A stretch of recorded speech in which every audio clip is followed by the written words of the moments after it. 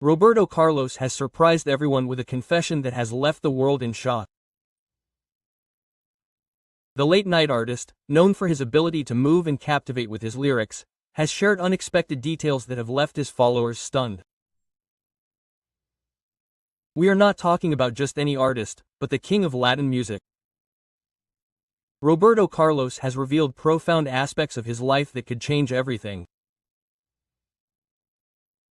The magnitude of what he has shared suggests an unexpected turn in his personal and professional life and the possibility of facing circumstances that we could never have imagined. To discover all the details and fully understand the impact of his revelation, we invite you to watch the full video. What Roberto Carlos has shared is just the beginning of a story that promises to be as moving as it is surprising. He has faced great losses and enjoyed many successes.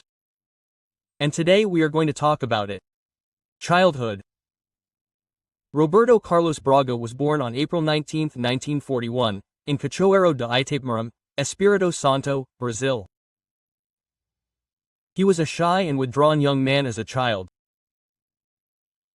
But at the age of 6, fate forced him to show his claws when, while playing at his town's train station, he was run over by a steam locomotive. That's when doctors decided to amputate his right leg, which forced the singer to use crutches and, later, a permanent prosthesis. Roberto Carlos usually prefers not to talk about his accident, although he has also stated on occasion that his condition does not bother him.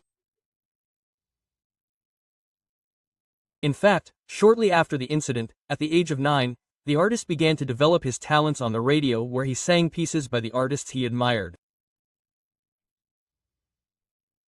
So, at the age of 17, he moved to Rio de Janeiro, where he met Erasmo Carlos, another composer with whom he shared a profession. In fact, they both used to play together in bars. So, in the early 60s and with some experience in the body, Roberto Carlos decided to bet on television, where he befriended the person who would elevate his career, the producer Carlos Imperial, with whom he recorded his first songs. At first, he wanted to try bossa nova, a rhythm that didn't yield very good results. However, when he moved to São Paulo a few years later, he discovered that his voice had a place in more rock-oriented genres, something that is evident in songs like E Proibido Fumar from 1964. But everything changed in 1968. Roberto Carlos traveled to Italy to participate in the acclaimed Sanremo Festival, where he became the icon of romantic music that he is to this day. Since then, the Brazilian has conquered the world with emotional lyrics such as, "I want to be a towel that slides over your wet skin." He has also won over a multitude of women who follow his career.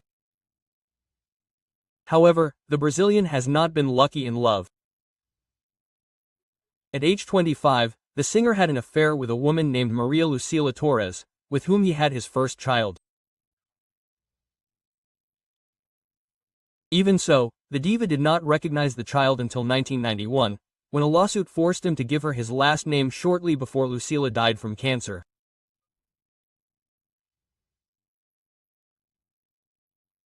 A situation that repeated itself in 1990 when his first wife, Cleon Rossi Mattinelli, to whom he had been married for 12 years, died of breast cancer.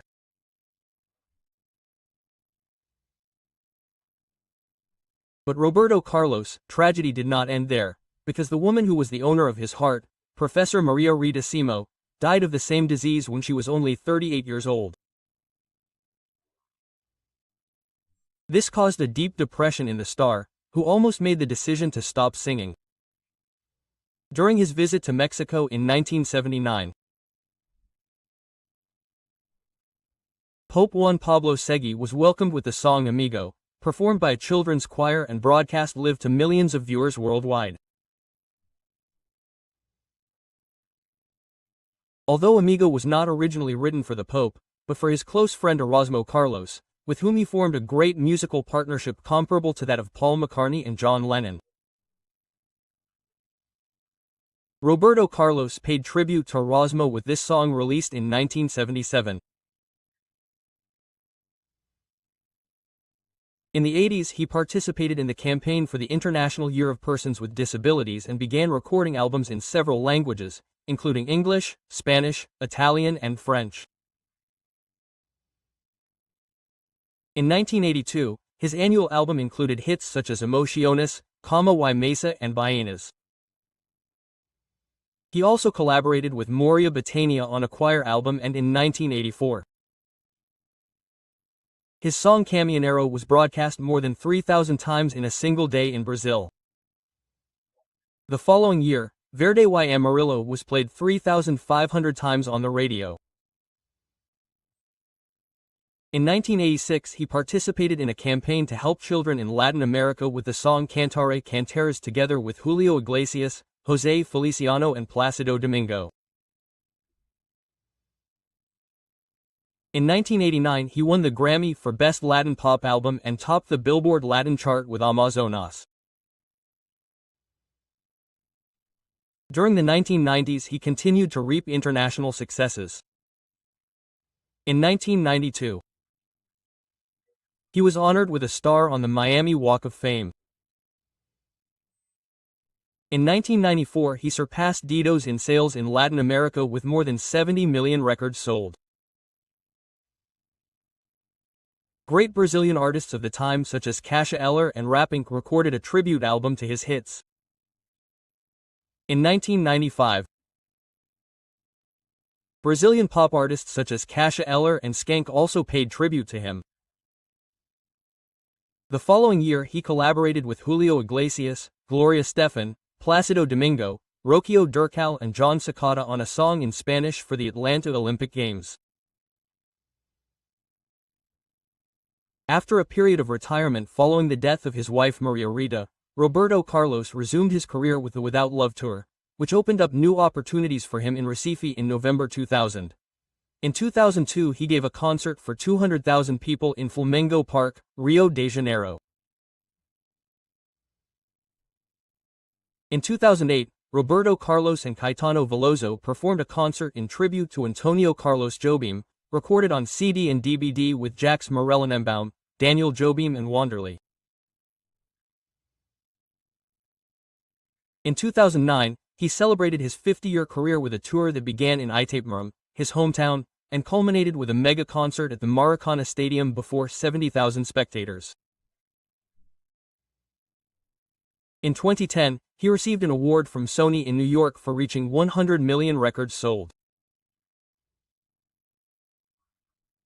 On February 21, 2011, he once again faced the demanding audience at the Viña del Mar Festival, obtaining the Silver Torch, the Gold Torch, and the Silver Seagull, the highest awards of the festival.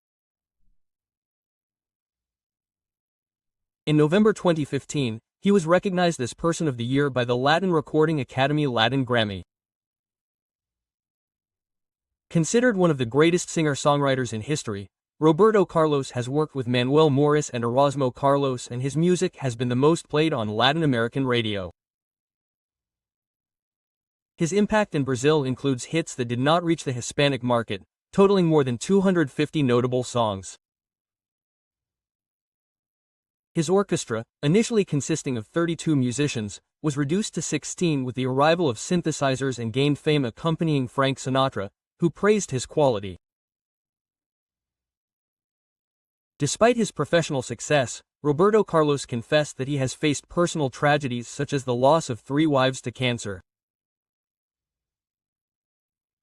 The death of his mother, Laura Moreira Braga, in 2010 exacerbated his pain, leading him to a deep depression that made him question his faith and his career.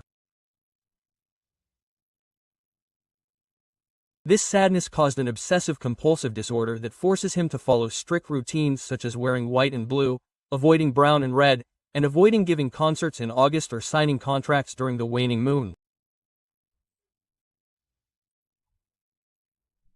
During a performance in Uruguay, Roberto Carlos recalls that he chose to delay his presentation to avoid playing on the night of Friday the 13th, waiting until after midnight to go on stage on the 14th. His concern about superstitions reached a notable level, to the point of demanding that both his team and the journalists around him wear blue and white. In addition, he began to avoid certain words that he found uncomfortable, even to the point that he preferred not to include them in his songs. I know that my obsessive-compulsive disorder doesn't make much sense, but this is how I deal with it. Professor Roberto, there are words that I don't like to say and that I used to sing, so I changed them or eliminated them from my songs. Despite the difficulties that this disorder represents, Roberto Carlos has managed to keep it under control with the help of a psychologist. In fact, he has found some positive aspects to his condition. OCD has taught me to be more patient, demanding, and meticulous with what I do. I correct and repeat until I am completely satisfied. And in some cases, that has turned out to be beneficial. Roberto realized that he was struggling with this problem and acknowledged that at first he thought he could overcome it on his own. However, he soon understood that it was a serious challenge, which also affected his artistic work. He confesses to us that after the death of Dudu, his son, he currently suffers from a sadness greater than he ever imagined. He said that Dudu Braga died at the age of 52 after battling peritoneal cancer. It is worth remembering that, unfortunately, this was not the only loss that Roberto Carlos experienced in his life. He also had to say goodbye to his daughter Ana Paula Rosie Braga, who passed away in 2011 after suffering cardiac arrest. In this way, the beloved Brazilian idol shows that he not only deals with his illness, but also with the deaths of his children, which are undoubtedly much more difficult to cope with. We hope you enjoyed this video about Roberto Carlos, a true legend of the Latin American world. Unlike other artists of his era, his songs are still relevant and appreciated all over the world. What are your favorite songs? Leave your comments on which version you like the most and which artist's voice you prefer. We would love to hear your opinion. Yeah.